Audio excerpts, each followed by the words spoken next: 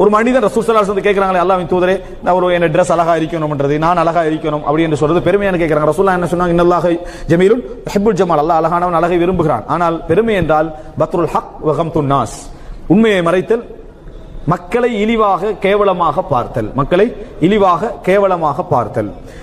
என்ன புரிஞ்சுக்கணும்?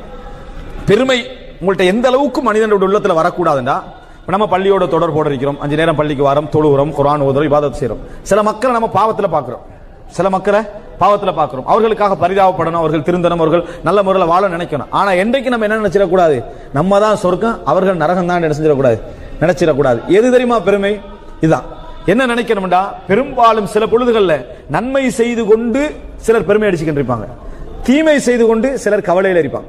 நீங்க பாவம் செஞ்ச மக்களோடு சம்பந்தப்பட்டு பேசக்குள்ள பாருங்க, அவங்க எப்படி பேசுவாங்க. சில நேரங்களில் பெரும்பாலானவங்க என்ன சொல்லுவாங்கடா, என்ன செய்ய, நான் உங்களுக்கு எல்லாம் என்னது இந்த தொழுற மாதிரியான ஒரு எண்ணம் வருது இல்லையே, நம்ம ஒரு பெரிய இதுல இருக்கிறோம், உங்களுக்கு எல்லாம் அல்லாஹ் தஆலா இப்படி சொல்லக்கூடிய சில மக்கள் இருக்கிறாங்க.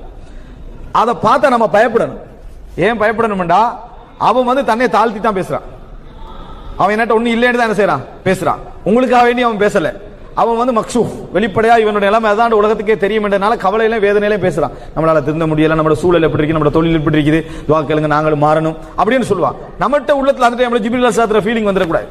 என்ன மலக்கு நம்மளுக்கு அப்படி என்ன வருது, ரைட் எல்லாம் ஓகே, எல்லாம் ஹைராக்குவா அப்படின்ற மாதிரி நம்ம பேசக்கூடாது. நம்ம என்ன நினைக்கணும், அவன்கிட்ட நீங்களும் முயற்சி எடுத்து என்ன செய்யலாம், ஒரு நல்ல இடத்துக்கு வரலாம். நாங்கெல்லாம் ஒரு பெரிய இடத்துல இல்ல, உங்களை மாதிரி தான் நாங்களும் என்ன செய்யறோம், இருக்கிறோம். அல்லாஹ் எங்கட பாவத்தை உங்களோட பாவத்தை என்ன செய்யணும், மன்னிக்கணும். இந்த வார்த்தைகள் நம்ம பேசுவதற்கு ஒரு மிகப்பெரிய இடம்.